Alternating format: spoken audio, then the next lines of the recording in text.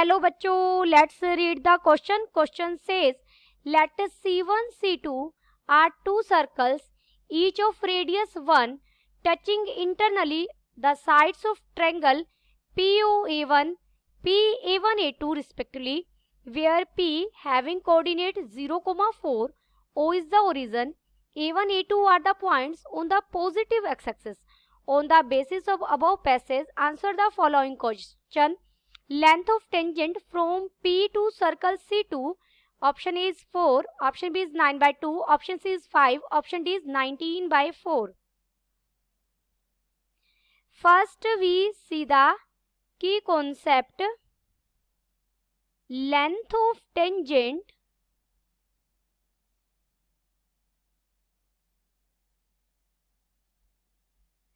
from a point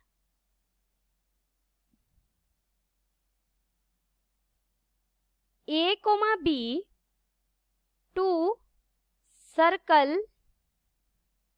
x square plus y square plus 2gx plus 2fy plus c is equal to 0 is L is equal to square root of a square plus b square plus 2ga plus 2fb plus C. X और Y की जगह आप क्या रख देंगे? A B point रख देंगे.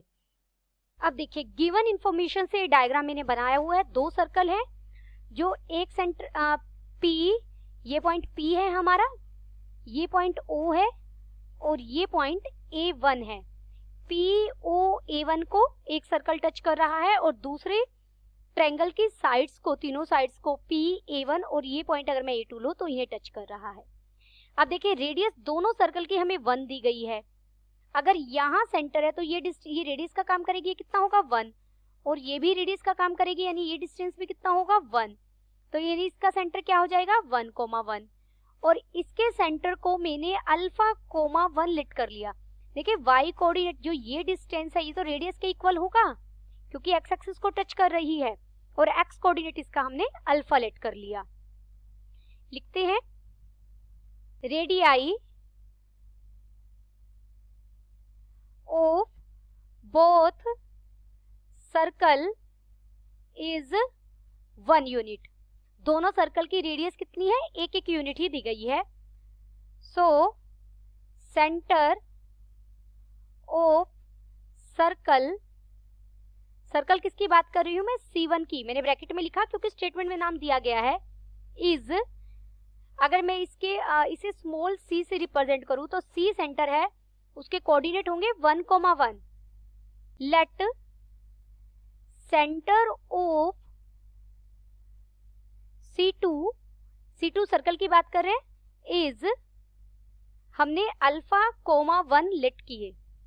Given P के आपको कोऑर्डिनेट गिवन है, P का क्या दिया गया है 0, 4. देखिए, y एक्सिस पर है, x कोऑर्डिनेट 0 और y कोऑर्डिनेट हमें 4 दिया गया है. लेट किया हमने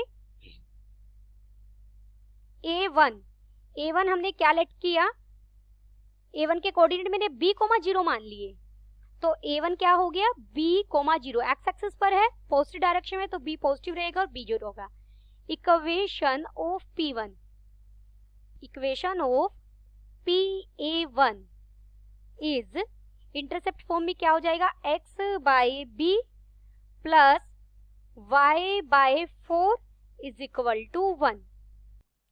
PA1 लाइन सर्कल C1 और C2 दोनों के लिए टेंजेंट का काम कर रही है, लेकिन हमें यहाँ C2 का सेंटर फाइंड आउट करना है, तो हम कहेंगे PA1 लाइन C2 के लिए टेंजेंट का काम कर रही है. Let theta be the angle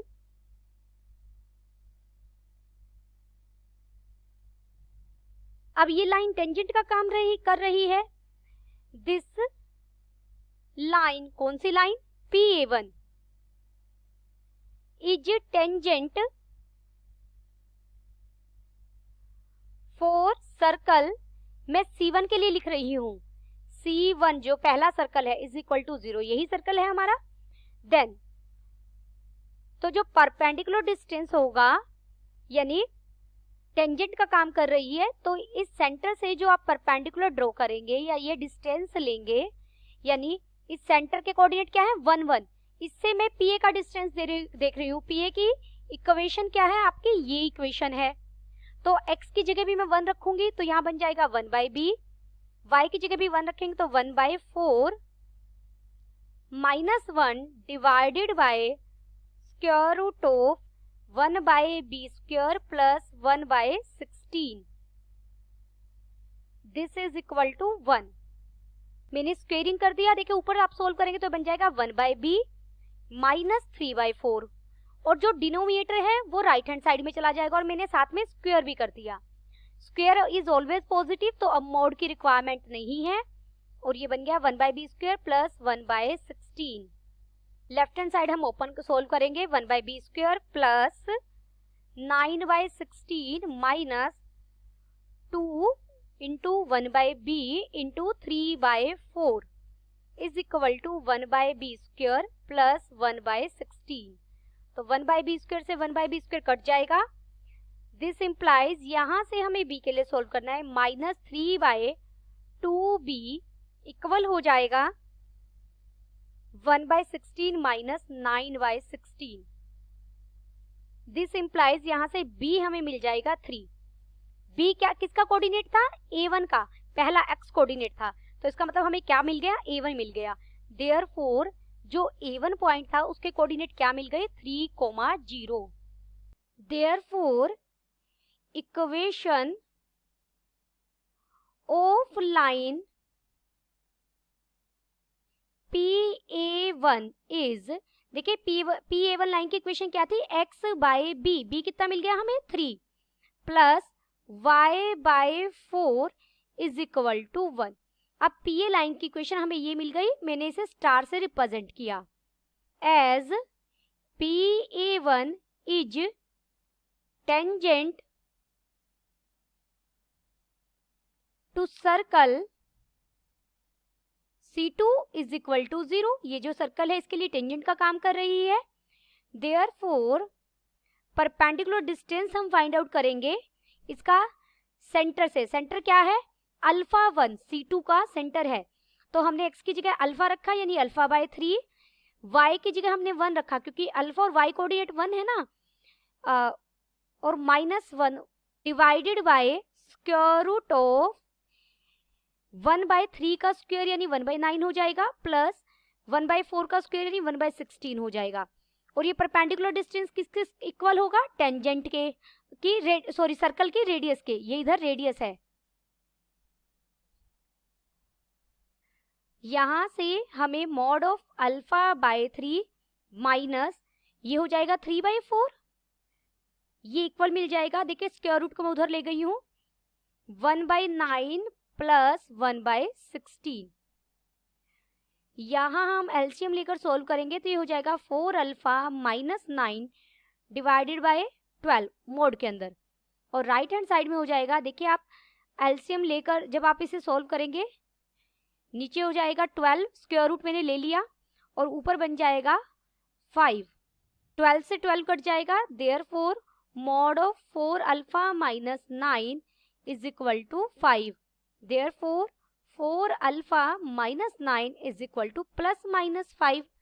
तो यहाँ से अल्फा की मुझे दो वैल्यू मिली, एक 1 और दूसरी 7/2। अब अल्फा की वैल्यू 1 नहीं हो सकती क्योंकि हमें C2 सर्कल की बात करनी है। Alpha is not equal to 1 as alpha comma 1 is centre of C2। अगर आप अल्फा को 1 ले लेंगे तो ये तो फिर C1 सर्कल के वाला ही आइडेंटिकल हो गया, दोनों की रेडियस भी 1 है और दोनों का सेंटर भी 1 1 हो जाएगा, तो कोई डिफरेंस नहीं हुआ ना। तो हमें अल्फा को कितना लेना पड़ेगा, 7/2। 7/2 को मैं लिख सकती हूँ 3 and 1/2। Therefore centre of circle C2 is, क्या हो जाएगा, C2 इज इक्वल टू 0 लिख लीजिए सर्कल को, 3 and 1/2, और दूसरा पॉइंट तो हमारा 1 था।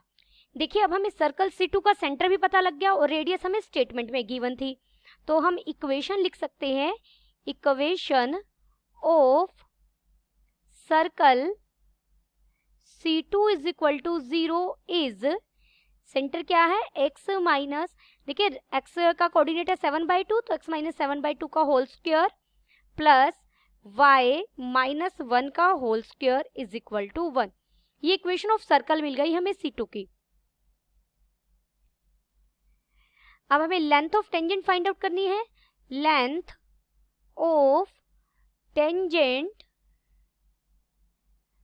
फ्रॉम P के कोऑर्डिनेट क्या गिवन थे 0,4 to C2 is equal to 0, तो लेंथ ऑफ टेंजेंट क्या हो जाएगी is equal to square root of, आप x की जगह तो क्या रख देंगे 0 माइनस 7/2 ऑलरेडी था सर्कल की इक्वेशन में, प्लस y की जगह क्या रख देंगे 4 माइनस 1 का स्क्वायर, और साथ में क्या आएगा -1 स्क्वायर रूट के अंदर ही, क्योंकि जो रेडियस थी वो यहाँ 1 थी ना, 1 का स्क्वायर, तो ये हो जाएगा 49/4 प्लस 3 का स्क्वायर क्या हो जाएगा 9/1 माइनस 1, इस पूरे का क्या है square root.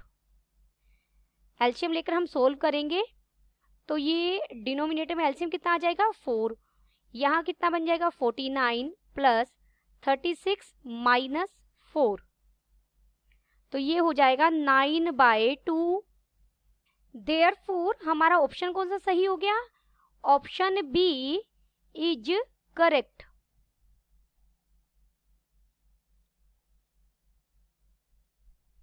Option B is correct. Hope you understood it well, best of luck.